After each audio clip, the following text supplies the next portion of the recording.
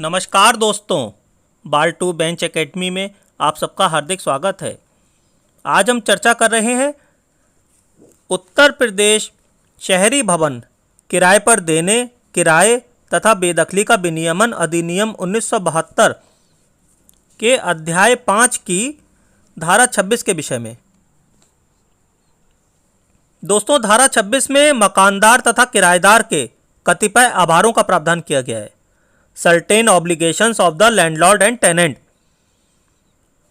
ये जो कतिपय आभार वर्ड है, इसका मतलब होता है सर्टेन ऑब्लिगेशंस, यानी कि मकानदार जो मकान मालिक है उसके सर्टेन ऑब्लिगेशंस, जो किराएदार है उसके सर्टेन ऑब्लिगेशंस क्या क्या होंगे ये बता रहे हैं इसमें कि जो मकान मालिक यानी कि लैंडलॉर्ड है और टेनेंट है किराएदार, उनके सर्टेन ऑब्लिगेशंस क्या क्या होंगे। अब दोस्तों, इस धारा में 4 उपधाराएं हैं। ठीक है, हम एक एक करके उनका वर्णन करते हैं। सबसे पहले धारा 26 की उपधारा 1 कह रही है, कोई मकानदार किराएदार द्वारा उपभोग की जाने वाली किन्हीं सुख सुविधाओं को बिना वैध प्राधिकार अथवा कारण से समाप्त नहीं करेगा और ना ही उसको रोकेगा अथवा उनमें कमी करेगा। इंग्लिश में देखते जाइए साथ में। No landlord shall without lawful authority or excuse cut off, withhold or reduce any of the amenities enjoyed by the tenant। मतलब यहां पर मकानदार के प्रति ऑब्लिगेशन का वर्णन किया जा रहा है। यह मकानदार के प्रति ऑब्लिगेशन है कि मकानदार को इसे फॉलो करना है। क्या कह रहे हैं? कोई मकानदार किराएदार द्वारा उपभोग की जाने वाली किन्हीं सुख सुविधाओं को बिना वैध प्राधिकार अथवा कारण से समाप्त नहीं करेगा।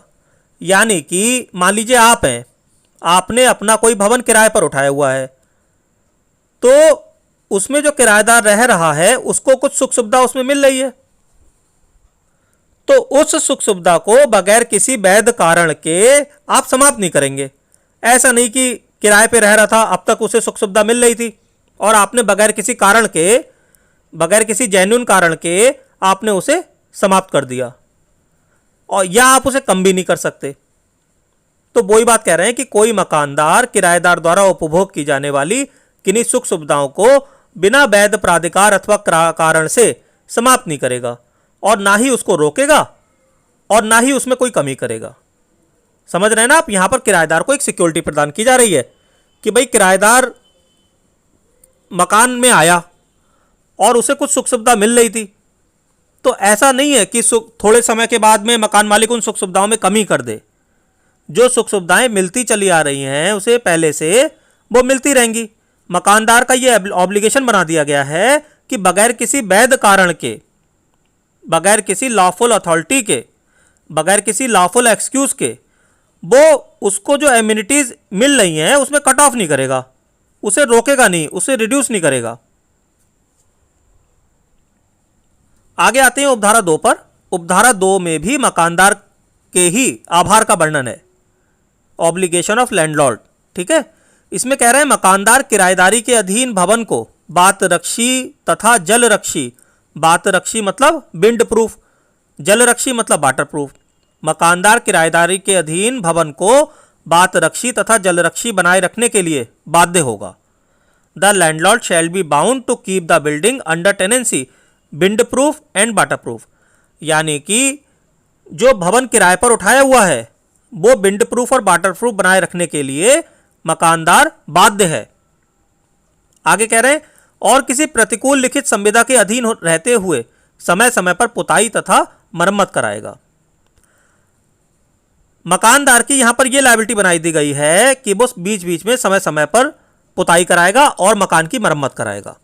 देखिए, आपने अपना कोई मकान किराए पर दिया हुआ है, तो मकान में पुताई कराने की जिम्मेवारी किसकी है?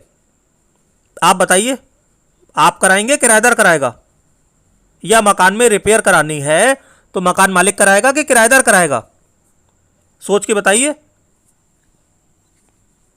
देखिए, आप किराएदार से रेंट ले रहे हैं, तो किराएदार रेंट क्यों दे रहा है? कि उसे एक मकान रहने के लिए मिला हुआ है। तो उस मकान में पुताई कराने की जिम्मेवारी और मरम्मत कराने की जिम्मेवारी मकान मालिक की है। इसे एक सरल उदाहरण से समझिए। मान लीजिए आप किसी होटल में जाते हैं रहने के लिए, तो आप होटल में कमरा तैयार करवाते हैं। जैसे आपने होटल बुक कराया, आपने कहा भाई कमरा तैयार करा देना, मैं आ रहा हूं। तो कमरा तैयार कराने की रिस्पॉन्सिबिलिटी उनकी है ना। कमरे में कोई चीज़ गड़बड़ है तो उसकी रिपेयर कराएं, या कमरा सही से पुताई किया हुआ हो, या आपकी है कि आप किराए पे रहने जा रहे हैं तो आपकी रिस्पॉन्सिबिलिटी है कि होटल के कमरे में पुताई कराएंगे।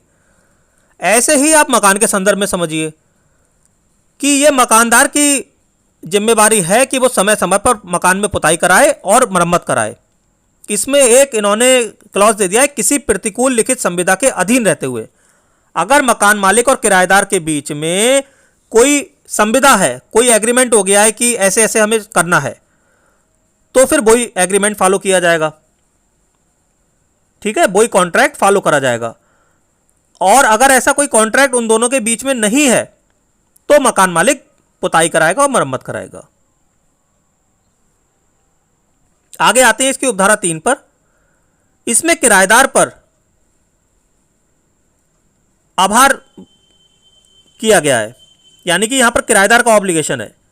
किसी प्रतिकूल लिखित संविदा के अधीन रहते हुए कोई किराएदार भवन में उसके द्वारा कराए गए किसी सुधार को किराएदारी जारी रहने के दौरान अथवा उसके समाप्त होने के पश्चात न गिराएगा, न सचल किस्म के फिक्चरों को छोड़कर ऐसे सुधार में प्रयुक्त किसी सामग्री को हटाएगा। अब देखिए इसमें क्या कह रहे हैं, किसी प्रतिकूल लिखित संविदा के अधीन रहते हुए। सबसे पहली बात तो अगर मान लीजिए मकानदार और किराएदार यानी कि लैंडलॉर्ड और टेनेंट, इन दोनों के बीच में अगर कोई रिटन कॉन्ट्रैक्ट है, तो अगर रिटन कॉन्ट्रैक्ट है तो फिर वो कॉन्ट्रैक्ट ही फॉलो किया जाएगा। लेकिन अगर कॉन्ट्रैक्ट नहीं है तो फिर कोई किराएदार अगर भवन में कोई सुधार कराता है तो जब वह किराएदारी उसकी जारी रहती है या किराएदारी समाप्त भी हो जाती है, उसके पश्चात भी ना तो वो उन सुधारों को गिराएगा, ठीक है, उन्हें हटाएगा नहीं। मान लीजिए किराएदार ने कोई कुछ पैसा लगा के कोई चीज लगवा दी, ऐसा नहीं कि फिर उसे उखाड़ के ले जाएगा। और जो फिक्सचर्स हैं मूवेबल नेचर के, उनको छोड़कर किसी सामग्री को हटाएगा नहीं। इंग्लिश वाला वर्जन भी देख लीजिए। Subject to any contract in writing to the contrary, no tenant shall whether during the continuance of the tenancy और after its determination demolish any improvement effected by him, यानी कि किसी भी इंप्रूवमेंट को डिमोलिश नहीं करेगा इन द बिल्डिंग और remove any material, और कोई मटेरियल रिमूव नहीं करेगा used in such improvement other than. अब यहां पर एक एक्सेप्शन दे रहे हैं, other than any fixtures of a movable nature. अगर कोई फिक्चर्स हैं, फिटिंग्स हैं, मूवेबल नेचर के हैं, चल किस्म के हैं, हटाए जा सकते हैं, तो उनको छोड़ के बाकियों को नहीं हटाएगा, उनको हटा सकता है। आगे स्पष्टीकरण दिया हुआ है, पद सुधार में प्रयुक्त किसी सामग्री के अंतर्गत बिजली के काम के तार लगाना या किसी जल संयोजन से संबंधित कोई पाइप भी है। The expression material used in such improvement includes the wiring of an electrical fitting और a pipe pertaining to any water connection. ठीक है, समझ में आई गया होगा आपको। आगे उपधारा 4 में कह रहे हैं, मकानदार अनिवार्यता किराएदार को उसके देय किराए की प्राप्ति की रसीद देगा। The landlord shall give to the tenant a receipt for rent payable to and receipt by him.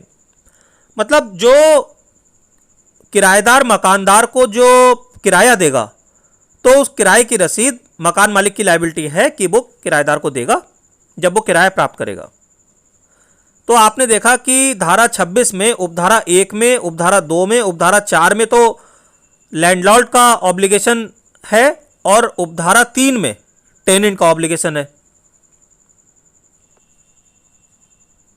तो दोस्तों मैं आशा करता हूं कि आज का विषय आपको पूरी तरह से क्लियर हो गया होगा। अगर आपको कोई डाउट लग रहा हो तो कृपया वीडियो को रिवाइंड करके सुन लीजिएगा। मैं एक एक सेक्शन पर एक एक वीडियो बना रहा हूं ताकि आपको हर सेक्शन अच्छी तरह से क्लियर हो जाए। देखिए इसमें मेहनत तो बहुत ज़्यादा लगती है, क्योंकि एक साथ पूरा चैप्टर समझा दो शॉर्ट में तो एक ही वीडियो में काम हो जाता है, लेकिन फिर बच्चों को पूरी तरह से समझ में नहीं आ पाता। वीडियो तो पूरा हो जाता है लेकिन बच्चों को एक एक सेक्शन क्लियर नहीं हो पाती। इसीलिए मैं एक एक सेक्शन पे अलग से बना रहा हूं, ताकि आपको एक सेक्शन के बाद में अगर कोई काम करना पड़े या उठ के जाना पड़े तो आप फिर दूसरी सेक्शन का वीडियो अलग से शुरू कर सकते हैं। दोस्तों, अगर आपको मेरा प्रयास, मेरी मेहनत अच्छी लग रही हो तो मेरे चैनल को सब्सक्राइब अवश्य कीजिएगा और वीडियो को लाइक कीजिएगा। अगर आपको कोई दिक्कत आती है तो मुझे कमेंट करके आप बताइएगा। धन्यवाद।